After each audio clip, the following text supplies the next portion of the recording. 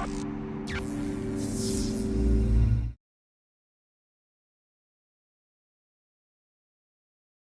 name is Nina Wallerstein. I'm a professor in public health at the University of New Mexico, and I'm pleased to be here today to talk about community-based participatory research, its history, a set of its principles, and the challenges that we face as we engage in community-based participatory research. I'll probably be calling it CBPR and or community-engaged research. So just to give you a little bit of who I am, from my family, I was raised in the middle of the country, Topeka, Kansas, but came from a Jewish immigrant family escaping the pogroms in Russia and the Holocaust in Germany. And my family was raised my parents in New York. And I always felt I was a New Yorker, though I was raised in Kansas. I, though, was raised myself through the anti-war movement, farm workers, women's movement, in the late 60s and 70s. And in college, got to hear and know about Paulo Freire and his liberatory education, and he became a very strong, distant mentor to me and has informed all of my work through the academy, through my personal and professional life. In the academy, I started working in empowerment education. I came out of an English as a second language adult education before graduate school work and kept that going through looking at intervention research with youth and with families and around alcohol prevention, and ended up in New Mexico, where I've been working mostly with tribal communities and northern Hispanic communities in the state, but also had a chance to bridge into Latin America and working with the Pan American Health Organization. But I'd say my two major foci have been with these tribal interventions, working with tribal communities in CBPR, and in the last 10 years have been working on really what is the practice and art of community engagement and how does it really contribute to outcomes, and that's what I call theorizing CBPR. And here are members of our team. At different times the teams change, but just wanted to honor them, so thank you. So I wanted to just give you my core values as a beginning to my whole talk here, and this first one from Cheryl Crazybull, who is the president of Northwest Indian College in Washington, says a very simple phrase. One of the canons of good research is that it should never hurt the people studied. I think that's a very core foundation to community engagement. And for me, Paulo Freire, in his early writings of Pedagogy of the Oppressed, wrote, "To be a good educator," and I insert the word researcher, "means above all to have faith in people, to believe in the possibility that they can create and change things, and to really believe that we can partner as academics in a way that supports that faith and the strength of the people." So I do think about, before even launching of the set of principles, what do we face in terms of thinking about our research goals, the science of CBPR. And we've, as a field, faced many challenges of how we intersect with communities and how we bring interventions to have impact. So the first challenges that I want to talk about is that of bringing evidence to practice, which means that there's been a long history of things being created in labs, being created in clinical settings, and not yet being really translated into ongoing practice. So that's an important barrier that we have faced. And National Cancer Institute mentioned the 17-year lag between that bringing evidence to practice. But the two things that most concern me is that we often create interventions that may work in one setting, be produced in a dominant culture, and then we bring them to and want to implement them in diverse settings. And really, something can be effective in one place in inner city Chicago and not at all be effective in rural New Mexico. And so I really want to support the idea that external validity, or the fact that context matters and that implementation matters, really brings us to CBPR as an opportunity to really base whatever we do in the local context and community. We also face the challenge of what is evidence, and often evidence is seen as the most important strategy for actually deciding whether you're going to implement an intervention in a community. But evidence-based practice, to be honest, is really that which is systematically evaluated and published, and then it becomes known as evidence. But there's a lot of practice that are in communities that is its own evidence. There's indigenous knowledge and theories that bring their own evidence, or community-based evidence. And I often try and talk about how do you be a hybrid, how do you bring a hybrid understanding of what is from the literature and what is from the community and create a solid work together. There's also a challenge in our academic life of wanting to impose on communities where it comes down from the academy down to the community, and that can often recolonize and prevent communities from realizing their strengths. And of course, for any research, we always have the challenge of translating it to action and practice and policy. So these are challenges that I think CBPR can meet, and a reason for really engaging in community-engaged research. We, of course, also have the challenges of research abuse historically. The Tuskegee experiment here is the President Clinton's apology for this Tuskegee syphilis experiment with African-American men all through the 1940s and 50s. And we also have a legacy of mistrust in Latino communities from destructive policies where people were disinfected at the border, given placebos, in terms of thinking that they were receiving contraceptives, but not in this experiment and study in South Central Texas with Mexican-American women, or even providing measles vaccines that were still at the experimental stage to Latino and African-American babies in the 90s. So this is kind of coming up to recent history, not as much as Tuskegee was a little earlier than this, but brings historically communities being very concerned about the reimposing of research, destructive or abusive research on their communities. And then we reach what is a much more current event in the Havasupai tribe in Arizona, where they filed a lawsuit against Arizona State University for misuse of their tribal consents. The people thought they were giving consent for diabetes research, and those blood samples were sent all over the country, used for other studies that the tribal members never knew about, for schizophrenia, inbreeding, population migration, violation of their creation stories. They filed the lawsuit. Technically, the lawsuit was dismissed in terms of the consent forms actually were not binding and limiting it for diabetes research, though the verbal agreement was all in diabetes research. But Arizona State University had to pay millions to the tribe, had to create memorandums of agreement with tribes all over their state in order to regain any level of trust. And I work in New Mexico with tribal communities, and this reverberated throughout New Mexico and the nation. And this is relatively recent. And so this abuse can be something we have to consider all the time in terms of, as researchers, are we really, really taking the values and needs and priorities of the community into our way of doing business. So there's also, on a very much more, not at a research level, but at a discrimination and where can exist at a micro level, and we live in a country with still systemic racism. Yet at the same time, these are examples in Indian country of microaggressions where there's unacceptable portrayals of people, and we do research within these contexts. We do research where mistrust is there for a reason because of ongoing and current microaggressions and actually macroaggressions in terms of discrimination. So that's where when we walk into communities as researchers, it's all in this context of historic research abuse, ongoing issues of racism and discrimination. And so we have to be thoughtful about how we ourselves are walking into communities. So I wanted to offer a core definition that many of us have used over the years that the Kellogg Foundation put forth in working with scholars around the country. And it's a very simple definition talking about CBPR, or community engaged research, as a collaborative approach that equitably involves all partners in the research process. You can see it recognizes the strengths of the community, the strengths of the partners. And here's a point of really clarity to think about. CBPR begins with a research topic of importance to the community. So what is the priority of the community?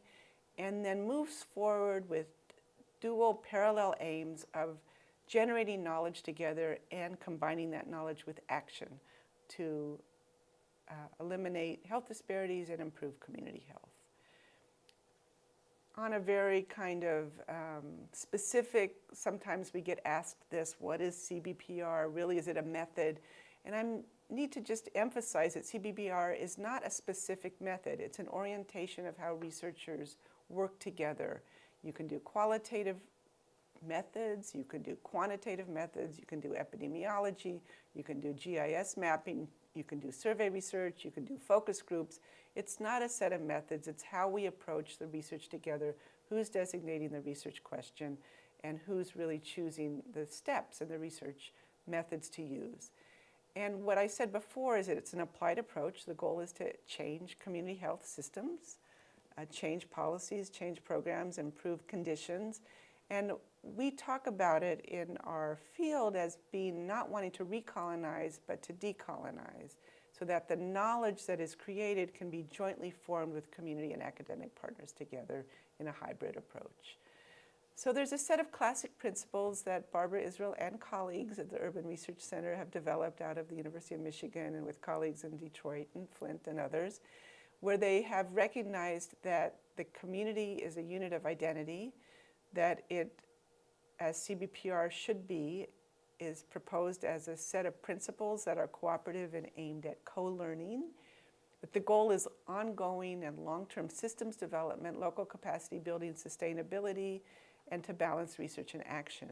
Personally, I've had the gift of being able to work with tribal communities, and I've learned that you have to recognize the tribal government. I cannot walk on a reservation. I have to seek approval, receive a tribal council resolution, letters from the authorities, that I can come on the reservation, be subject to tribal institutional review boards, and develop specific data ownership and sharing agreements that the data belongs to the tribe, that we will not publish without prior consultation and approval of all government authorities in the tribe, and that there would be co-publication, co-authorship. And then comes with a set of core values. Now, not all communities of color, minority communities have these sovereign nation status, of course, but the same ethical principles, I think, should apply when you think about who does the data belong to, how can the data be returned to the community, how can there be agreements of co-publication, co-approvals, even if you don't have a sovereign nation government demanding that from the researcher.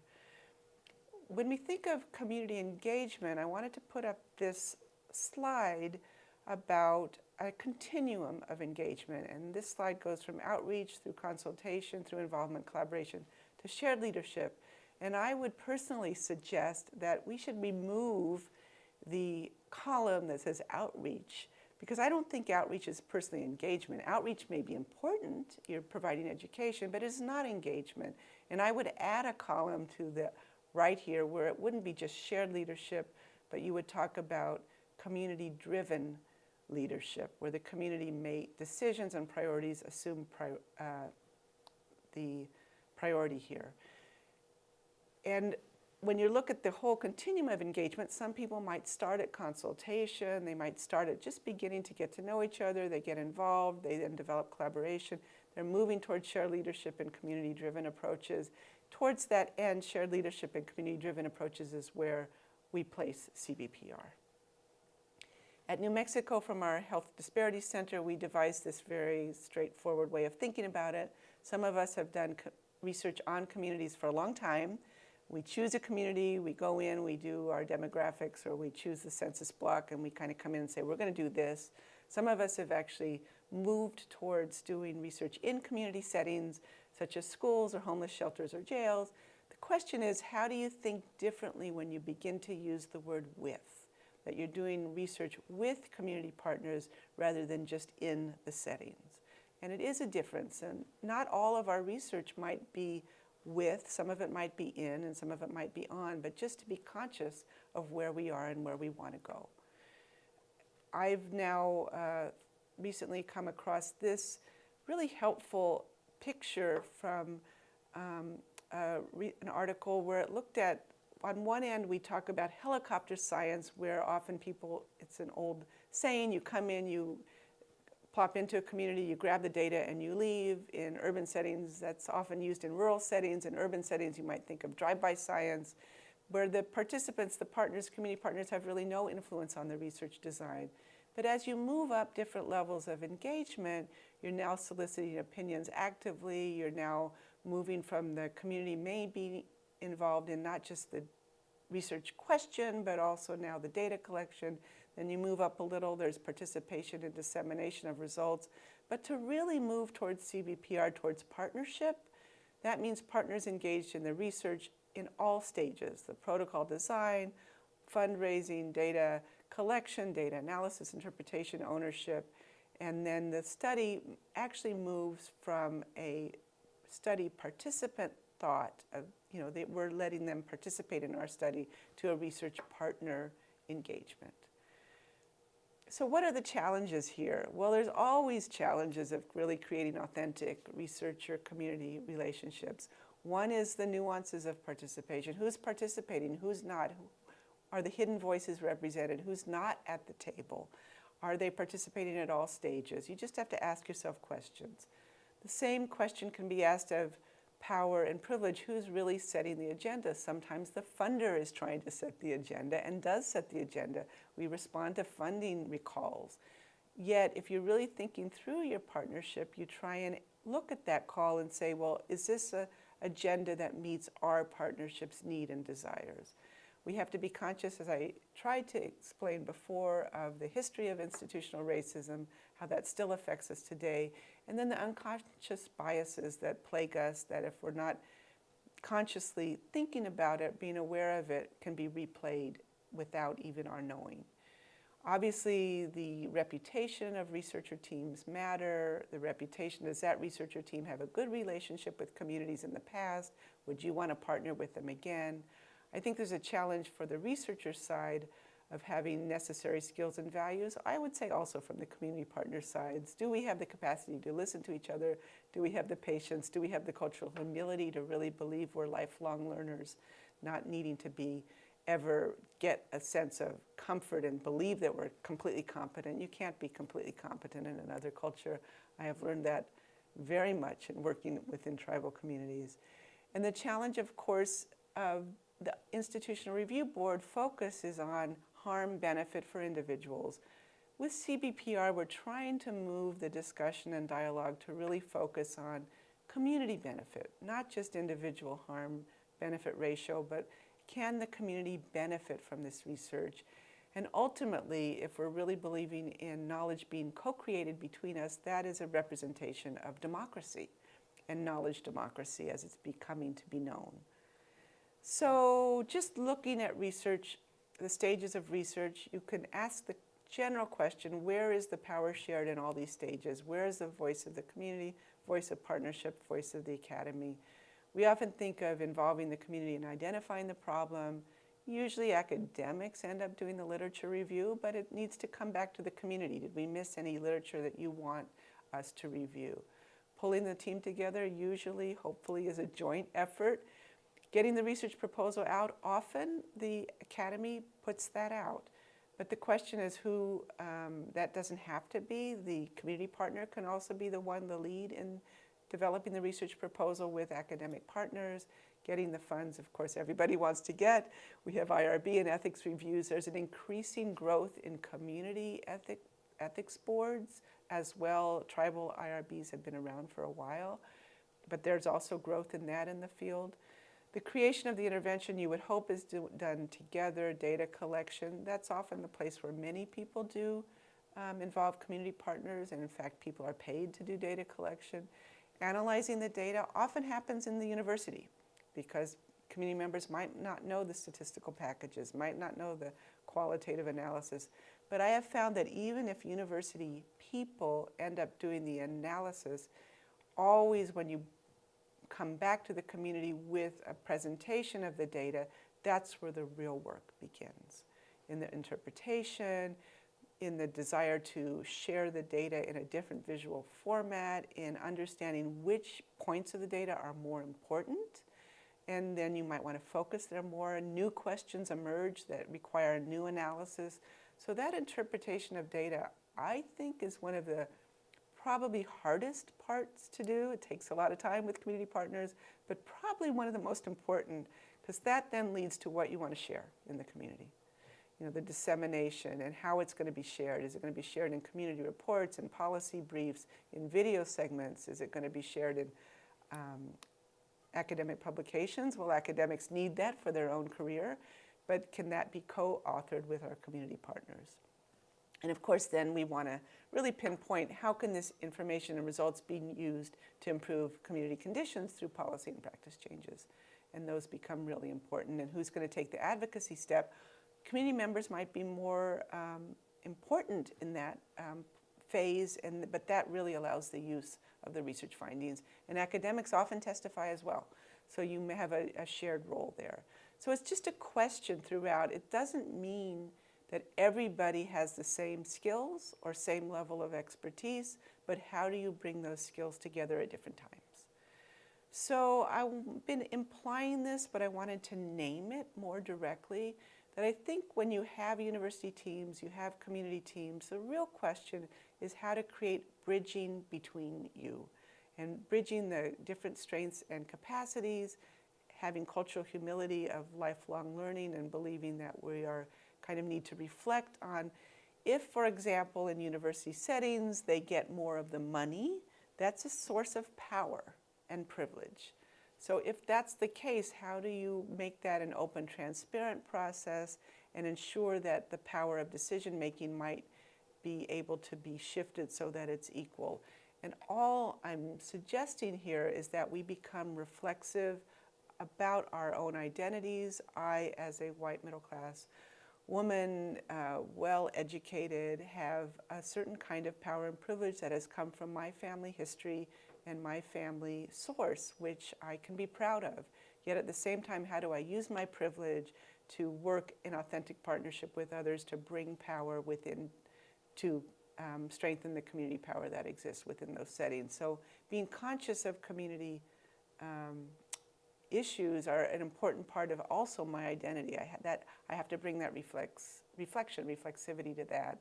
And I actually personally believe, and I'll just say for my own work, that if I really am good at working in the tribal communities that I work with most often, I have to have a team that reflects that kind of multicultural set of identities as well, working with Native scientists, Native scholars, multidisciplinary, multicultural team. We can therefore work together in a really positive way. So there are different ways that power and privilege get embedded in the research process. First, it's just the position of power. I'm at the university, I get the money. That's a way that I get power, and how do we kind of work on that and are transparent about that and try and I have over the years now been much more active in sharing subcontracts and sharing the funding equally with my community partners. The processes of the research, often because I know about research, I might be forcing certain decisions that might not be appropriate. So in those processes of research, I have to think about which decisions are appropriate for me to make because I know how to do sample size development, and which decisions are really not appropriate for me to make. And then, of course, in the writing is often another place where power can be really seen, and how do you ensure that different voices come into the writing, and who has access to the knowledge ultimately is the question of the results getting back to the community. So I think it's important, again, and I'm going to just ask you to think about your own identities, your own positions of power and privilege as you move forward in this research and your community engagement, and where can you kind of stop yourself and say, what's happening here? Where do we maybe have to make changes to equalize our power?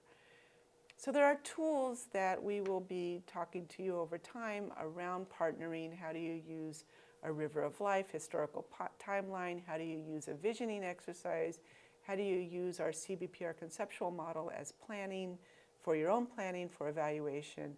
And then tools of reflexivity and cultural humility, and what I've learned from Paulo Freire around the importance of really being a genuine partner and thinking through this creation of knowledge together in dialogue with each other as partners. And I wanted just to show one example of a historical timeline, River of Life, from a partnership that I had the good fortune of visiting in the Bronx. It's called the Bronx Health Reach Partnership. It's a faith-based partnership working with churches, started I think with 7 churches, and over the years moved into a coalition with churches and other community-based organizations, up to 70 members of the coalition. And when we asked them, where did your partnership start? How did it start? What do we think is important to know about your community? They did not start with their CDC funding. They did not start with their NIH funding. They said, well, it started when we really got to thinking about the conditions. It started in the 70s when we were worried about the burning of the Bronx and the arsons in the Bronx. And some of the pastors there who had come out of the civil rights movement said, this is inexcusable. We have to do something, and began to come together around those issues. Then when their external partners came in from the Urban Family Health Center from New York, Manhattan, and said we want to work together, there was already a group of activists working on the core issues in the Bronx. And they began to come together and got REACH funding, this racial equity and community health funding from CDC to pull together that coalition. And so then they began to see how their coalition has moved over the years with different funding, with different media exposés. You see CNN there with different ways of attacking what they called medical apartheid in the Bronx, the lack of people's access to specialty care in the Bronx, when in the richer zip codes in the city, people got access to specialty care, and other issues that influenced high rates of diabetes and other chronic disease and conditions in the Bronx. So this is one example of a tool that they found very helpful when they started thinking through where they started, where they've gone and flowed over the years, and what they want to do together in the future. Another more not so gorgeously put together river, but this comes from a conference I was recently at in Brazil. This is folks from Catalonia talking about their own river, of how they've moved through training. And you can do these rivers with simple crayons, simple markers, just where are you coming from? So I want to move towards the end of this part of the presentation by just saying we will be presenting and wanting to talk about this move to really thinking about the added value of participation as a science to improving research outcomes, to improving community capacity outcomes.